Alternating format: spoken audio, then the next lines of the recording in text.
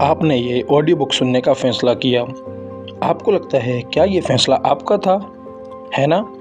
पर क्या हुआ अगर ये फ़ैसला आपके लेने से 1 सेकंड पहले ही आपके दिमाग के न्यूरॉन्स में तय हो चुका था और वो न्यूरॉन्स आज सुबह आपने जो कॉफ़ी पी उससे प्रभावित थे। वो कॉफ़ी आपकी आदत का नतीजा थी। वो आदत आपके बचपन के अनुभवों से बनी थी।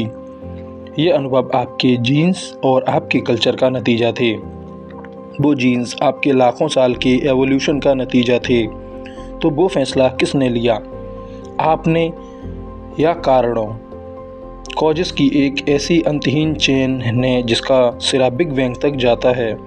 रॉबर्ट स्पोल की, जो कि दुनिया के सबसे महान न्यूरोसाइंटिस्ट में से एक हैं, हमें एक ऐसे खौफनाक पर लिबरेटिंग सच का सामना कराने आए हैं जिसे सुनने की हिम्मत हर किसी में नहीं होती है। और वह सच है, फ्री विल एक धोखा है। एक खूबसूरत, ज़रूरी, पर आखिर में एक धोखा। आपका दिमाग सबसे पहले ही सब कुछ तय कर चुका होता है। तो आपका स्वागत है आपके अपने Hindi book channel audio book trap में। चलिए बिना वक्त को गवाए शुरू करते हैं। चैप्टर 1 सेकंड पहले का सच। कहानी शुरू होती है आपके दिमाग के अंदर, आपके कोई भी एक्शन लेने से ठीक 1 सेकंड पहले। आप अपना हाथ उठाने का फैसला करते हैं, पर न्यूरोसाइंस हमें दिखाता है कि आपके कॉन्शियस फैसले पहले ही आपके दिमाग का मोटर कॉर्टेक्स, जो मूवमेंट को कंट्रोल करता है, एक्टिव हो चुका होता है। बेंजामिन लेविट के प्रसिद्ध प्रयोगों ने इसी गैप को दिखाया था। दिमाग पहले एक एक्ट करता है और फिर हमें कहानी सुनाता है कि यह फैसला हमने लिया था। हमारा कॉन्शियस सेल्फ ड्राइवर नहीं है, वह सिर्फ एक कमेंटेटर है जो पहले से हो रहे खेल पर कमेंट्री कर रहा है। एग्जाम्पल के तौर पर समझिए, एक क्रिकेट का बल्लेबाज जो एक गेंद 150 किलोमीटर प्रति घंटा की रफ्तार से आती है गेंद पर शॉट मारता है। उसके पास सोचकर शॉट खेलने का समय ही नहीं होता। गेंद को आंख से दिमाग तक पहुंचने और दिमाग से हाथ तक सिग्नल भेजने में इतना समय लग जाएगा कि गेंद निकल चुकी होगी। तो वह शॉट कौन खेल रहा है? उसका अनकॉन्शियस ब्रेन, उसकी सालों की प्रैक्टिस। कॉन्शियस चॉइस वहाँ है ही नहीं। स्पोल्स्की का तर्क है कि हमारी ज़िंदगी के सारे फैसले सिर्फ रिफ्लेक्सेस ही नहीं इसी तरह काम करते हैं। चाहे वो शादी का फैसला हो या करियर चुनने का, वह हमें कॉन्शियस लगते हैं, पर उनकी जड़ें हमारे कॉन्शियस कंट्रोल से बहुत पहले ही शुरू हो चुकी होती हैं। चैप्टर 2 मिनटों और घंटों। पहले द प्राइमिंग इफ़ेक्ट। अब थोड़ा और पीछे चलते हैं।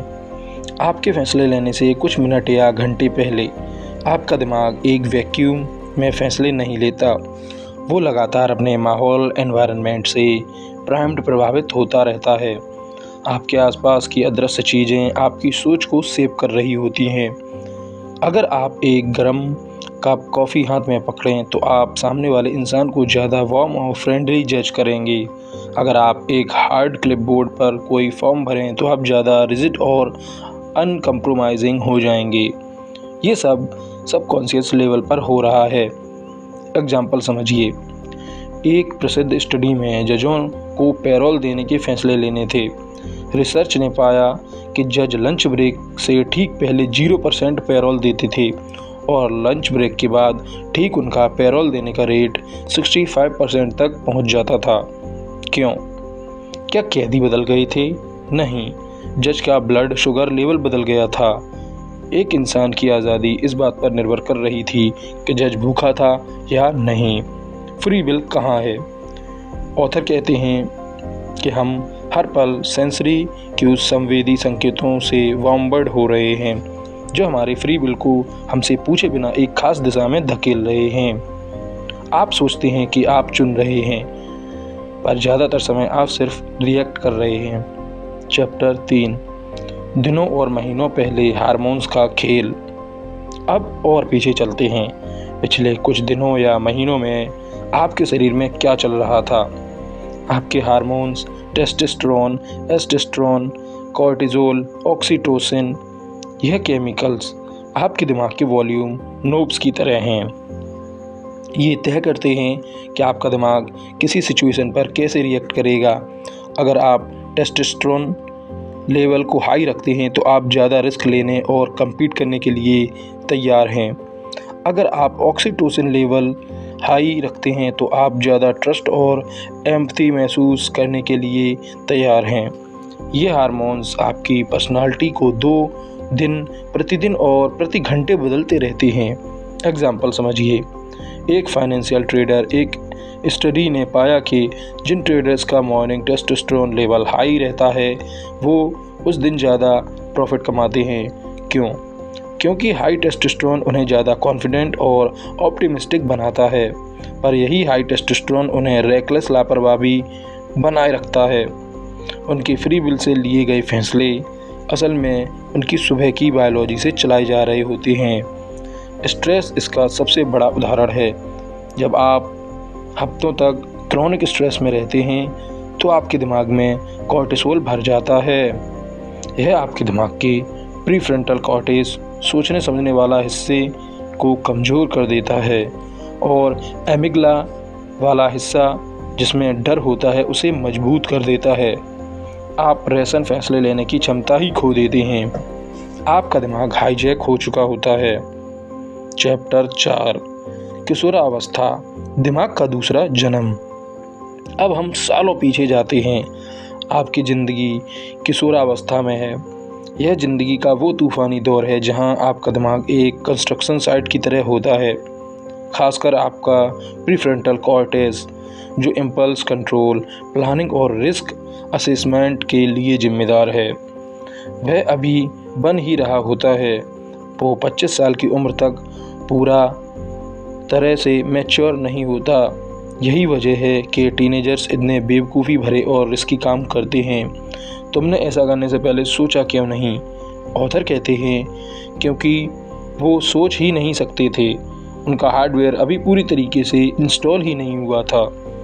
एग्जाम्पल समझिए, कार इंश्योरेंस कंपनीज़ यह बात सालों से जानती हैं कि वो एक 18 साल के लड़के से एक 40 साल की औरत से कहीं ज़्यादा प्रीमियर चार्ज करती है।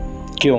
क्या वो सेक्सिस्ट है? नहीं, वो सिर्फ न्यूरोसाइंस का इस्तेमाल कर रही है। वो जानती है कि एक दिमाग ख़तरे को प्रोसेस करने के लिए बायोलॉजिकली कम इक्विप्ड होता है। आपके टीनेज के अनुभव, पहला प्यार, पहला हार्ट ब्रेक, दोस्तों का प्रेशर आपके दिमाग की वायरिंग पर एक परमानेंट छाप छोड़ जाते हैं। वह जो आप आज हैं उसका एक बहुत बड़ा हिस्सा उस तूफ़ानी कंस्ट्रक्शन के दौर में बनाया गया था, आपके कंट्रोल के बिना। चैप्टर 5 बचपन, नींव के पत्थर। और अब हम पहुंचते हैं आपकी प्रोग्रामिंग की नींव पर। आपका बचपन, खासकर ज़िंदगी के पहले कुछ साल, ये वो समय है जब आपके दिमाग का ब्लूप्रिंट तैयार हो रहा होता है और उस ब्लूप्रिंट को बनाने वाली स्याही आपके अनुभव होते हैं। अगर आपका बचपन प्यार और सुरक्षा से भरा था तो आपके दिमाग का स्ट्रेस रिस्पॉन्स सिस्टम काम और रिलिएंट बनता है। अगर आपका बचपन ट्रॉमा और असुरक्षा से भरा था तो आपका stress response system hyper active बन जाता है। आप दुनिया को एक खतरनाक जगह की तरह देखना शुरू कर देते हैं। एग्जाम्पल समझिए। Example, the adverse childhood experiences ACE study. इस लैंडमार्क स्टडी ने दिखाया कि बचपन में जितना ज़्यादा ट्रॉमा जैसे एब्यूज़, नेगलेक्ट या घर में हिंसा देखकर एक इंसान झेलता है, बड़े होकर उसे हार्ट डिजीज़, डिप्रेशन और एडिक्शन होने का खतरा उतना ही ज़्यादा बढ़ जाता है। बचपन के साइकोलॉजिकल जख्म बायोलॉजिकल जख्म बन जाते हैं। वो आपकी दिमाग की वायरिंग को हमेशा के लिए बदल देते हैं। आप अपनी परवरिश नहीं चुनते। आप यह नहीं चुनते कि आप गरीबी में पैदा होंगे या अमीरी में, पर ये शुरुआती हालात आपकी पूरी ज़िंदगी के रास्ते को बहुत हद तक तय कर देते हैं। फ्री विल की दौड़ शुरू होने से पहले ही बहुत से लोगों के लिए अनविन हो जाती है। Chapter 6 the worm and weird. अब हम और भी पीछे चलेंगे। आपके जन्म से भी पहले, जब आप अपनी माँ के गर्भ में थे, आपको लगता होगा कि वह एक सुरक्षित जगह थी, पर सच ये है कि आपकी प्रोग्रामिंग वहीं से शुरू होती है।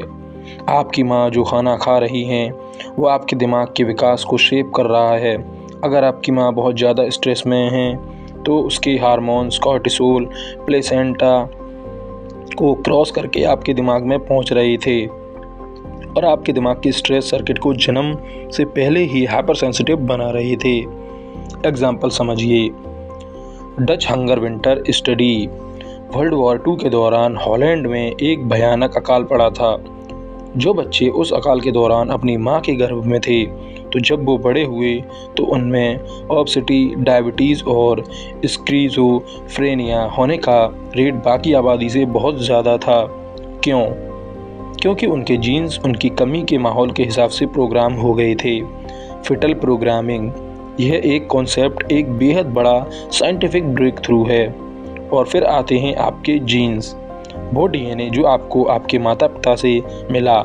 आपकी आँखों की रंग, आपकी हाइट, आपके दिमाग, आपकी टेंडेंसीज, प्रवृत्तियाँ भी। क्या आप नेचुरली ज़्यादा एंशियस हैं या रिस्क टेकर? इसका एक बहुत बड़ा हिस्सा आपके जीन्स तय करते हैं। आपने अपने जीन्स नहीं चुने। Chapter 7, the grand chain of causality. अब सपोज कीजिए इन सारे धागों को एक साथ खींचते हैं। वो दिखाते हैं कि आपका कोई भी एक्शन, जैसे किसी होमलेस इंसान को पैसे देना, वो एक पल का फैसला नहीं है। वो कारणों की एक बहुत लंबी चेन का आखिरी नतीजा है। एक सेकंड पहले आपके दिमाग में क्या चल रहा था? घंटों पहले क्या आपने पेट भर खाना खाया था या नहीं? दिनों पहले आपका स्ट्रेस लेवल कैसा था? सालों पहले आपका बचपन कैसा था? सदियों पहले आपके पूर्वज किस कल्चर में रहते थे? क्या वह दान देना एक ज़रूरी मूल्य था? लाखों साल पहले आपके एवोल्यूशन ने आपको एम्पैथी के लिए वायर कैसे किया? जब आप इस ग्रैंड चेन ऑफ कैजुअलिटी को देखते हैं तो आपको एक खौफनाक एहसास होता है। इस पूरी चेन में वो एक पल कहाँ है जहां आप एक आज़ाद, बिना किसी कारण के एजेंट गुस्से से फैसला लिया? वो जगह है ही नहीं। एग्जाम्पल समझिए, एक मुजरिम जो एक दुकान लूटता है, हम कहते हैं उसने चुना यह करने का, पर सपोज कीजिए ऑथर क्या पूछते हैं कि क्या उसने अपना दिमाग चुना जिसका प्रीफ्रंटल कॉर्टेक्स शायद ख़राब हो? क्या उसने अपना बचपन चुना जो हिंसा से भरा था? क्या अपने जीन्स चुने जो उसे ज़्यादा इम्पल्सिव बनाते हों? अगर उसने इनमें से कुछ भी नहीं चुना तो क्या उसने सच में कुछ भी चुना? ऑथर का तर्क बहुत ही रेडिकल है। अगर फ्री विल का मतलब है कि आपका कोई भी एक्शन बिना किसी पिछले कारण के होता है तो एक ऐसी फ्री विल एग्जिस्ट ही नहीं करती। यह हमारी बायोलॉजिकली और फिजिक्स के नियमों के खिलाफ है। चैप्टर 8, पर मुझे तो आज़ाद महसूस होता है। यह सबसे बड़ा कारण काउंटर आर्गुमेंट है। ये सब बातें ठीक हैं, पर मुझे तो महसूस होता है कि मेरे पास फ्री विल है। मैं महसूस करता हूँ कि मैं अपनी कार दाएं या बाएं मोड़ने का फैसला ले रहा हूँ। यह महसूस होना इतना ताकतवर है कि उसे झुठलाना नामुमकिन लगता है। ऑथर की इस महसूस होने का सम्मान करते हैं, पर वो कहते हैं कि महसूस होना सच होने का सबूत नहीं है। हमें कभी कभी यह भी महसूस होता है कि कोई हमारे आसपास है, पर वो नहीं होता। हमें लगता है कि सूरज धरती का चक्कर लगाता है, पर वो सच नहीं है। हमारी भावनाएं अक्सर हकीकत का एक बहुत ही ख़राब गाइड होती हैं। एग्जाम्पल, एक इंसान जिसे फैंटम लिम्ब है, उसका हाथ कट चुका है, पर उसे महसूस होता है कि उसका हाथ अभी भी वहाँ है और उसमें खुजली हो रही है। क्या वो सेंसेशन रियल हैं? उसके लिए हाँ, पर क्या वे ऑब्जेक्टिव ट्रुथ हैं? नहीं। फ्री विल का एहसास शायद वैसा ही है, एक फैंटम लिप की तरह, एक बहुत ही कन्विंसिंग, पर आखिर में एक धोखा। तो यह महसूस होता क्यों है? ऑथर का मानना है कि यह भी एक एवोल्यूशनरी एडेप्टेशन है। यह महसूस करना कि हम कंट्रोल में हैं हमें एक्शन लेने के लिए मोटिवेट करता है। यह हमें असहायता की डिप्रेशन से बचाता है। फ्री विल का भ्रम जिंदा रहने के लिए एक बहुत ही यूज़फुल उपयोगी भ्रम है। Chapter 9, the chaos and the quantum.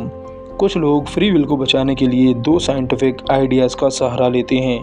पहला है केओस थ्योरी।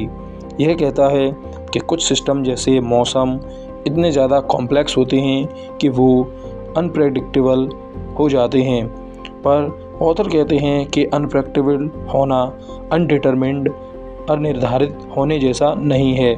एग्जाम्पल, एक पिनबॉल मशीन को सोचिए। आप यह प्रेडिक्ट नहीं कर सकते कि गेंद कहाँ जाएगी, पर इसका मतलब ये नहीं कि गेंद फिजिक्स के नियमों को तोड़कर अपनी मर्जी से कहीं भी जा रही है। वो अभी भी ग्रेविटी और मैकेनिक्स के डिटरमिनिस्टिक नियमों का ही पालन कर रही है। सिस्टम सिर्फ हमारी समझ से परे है। हमारा दिमाग भी शायद वैसा ही है। दूसरा आइडिया है क्वांटम मैकेनिक्स। ये कहता है कि सब एटॉमिक लेवल पर चीज़ें ट्रूली रैंडम होती हैं, तो शायद फ्री विल इसी क्वांटम रैंडमनेस से पैदा होती है। ऑथर इस आइडिया को भी खारिज कर देते हैं। वो कहते हैं सिर्फ रैंडमनेस, फ्री विल नहीं। अगर आपका फैसला सिर्फ आपके दिमाग में किसी एटम के रैंडम निकाय का नतीजा है, तो वो आपका फैसला कैसे हुआ? वो तो सिर्फ एक संयोग हुआ। आप अपने रैंडम एक्शंस के लिए उतने ही गैर जिम्मेदार हैं जितने आप अपने डिटरमिन्ड एक्शन के लिए। चैप्टर 10, फ्री विल के बिना दुनिया का डर। अगर फ्री विल नहीं तो क्या सब कुछ भी मतलब नहीं हो जाएगा? अगर कुछ भी मेरे कंट्रोल में नहीं तो मैं सुबह बिस्तर से क्यों उठूं? अगर मुजरिम जिम्मेदार नहीं तो क्या हम उन्हें सज़ा देना छोड़ दें? क्या पूरी दुनिया केओस में नहीं डूब जाएगी? ऑथर अपनी किताब का एक बहुत बड़ा हिस्सा इसी डर के एड्रेस करने में लगाते हैं। वो कहते हैं कि फ्री विल के बिना जीना निराशाजनक नहीं बल्कि आज़ाद करने वाला हो सकता है, और ये हमें एक ज़्यादा मानवीय समाज बनाता है। पहला, यह नफ़रत को कम कर सकता है। जब आप समझते हैं कि जो इंसान आपको चोट पहुंचाता है वो बुरा नहीं बल्कि टूटा हुआ है, कि वह अपनी बायोलॉजिकली और अपने अतीत का प्रोडक्ट है, तो गुस्से की जगह सहानुभूति ले लेती है। दूसरा, यह अहंकार को कम कर सकता है। अगर आपकी सफलता सिर्फ आपकी मेहनत का नतीजा नहीं है बल्कि आपके अच्छे जीन्स, आपकी अच्छी परवरिश और लक का भी नतीजा है, तो आप खुद को दूसरों से सुपीरियर समझना बंद कर देंगे। आप ज़्यादा ग्रेटफुल और नम्र बन जाएंगे। एग्जाम्पल, एक अमीर इंसान जो गरीब इंसान को देखकर सोचता है यह बहुत आलसी है, यह फ्री विल वाली सोच है। एक बिना फ्री विल की सोच कहेगी शायद मुझे वो मौके मिले जो इंसान को मिले ही नहीं, शायद मैं भी इसकी जगह होता अगर मैं इसके हालातों में पैदा होता। यह एम्पैथी की शुरुआत है। चैप्टर 11, सज़ा का नया मतलब। अगर फ्री विल नहीं है तो हमें पनिशमेंट के पूरे आइडियाज़ को बदलना होगा। हमारा पूरा जस्टिस सिस्टम इस धारणा पर बना है कि अपराधी चुनते हैं बुरा काम करना, इसलिए वे सज़ा के हकदार हैं। ऑथर कहते हैं कि यह बदला लेने की एक अदम इच्छा है, न्याय नहीं। फ्री विल के बिना एक मुजरिम को सज़ा देना वैसा ही है जैसे एक खराब कार को सज़ा देना जिसकी वजह से एक्सीडेंट हुआ। कार बुरी नहीं है, वह सिर्फ ख़राब ब्रोकन है। हमें उसे ठीक करने की ज़रूरत है, या अगर वह ठीक नहीं हो सकती तो उसे सड़क से हटाने की ज़रूरत है ताकि वो और नुकसान ना करे। एग्जाम्पल समझिए, एक इंसान है जिसे दिमाग में ट्यूमर है और वो ट्यूमर उसके प्रीफ्रंटल कॉर्टेक्स पर दबाव डाल रहा है जिससे वो हिंसक हो गया है। क्या हम उसे शैतान कहेंगे और सज़ा देंगे?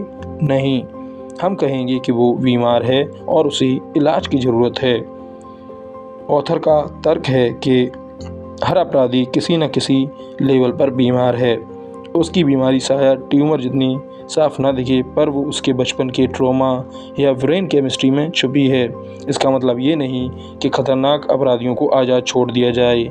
नहीं, हमें समाज की सुरक्षा के लिए उन्हें क्वारंटाइन करने की ज़रूरत है, जैसे हम एक कंटेजियस बीमारी वाले मरीज को करते हैं। पर मकसद बदल लेना नहीं, बचाव करना होना चाहिए। ये हमें ज़्यादा मानवीय और असरदार जस्टिस सिस्टम बनाने की ओर ले जाता है। एक ऐसा सिस्टम जो सज़ा पर काम और सुधार पर, रिहैबिलिटेशन और रोकथाम पर ज़्यादा फोकस करें।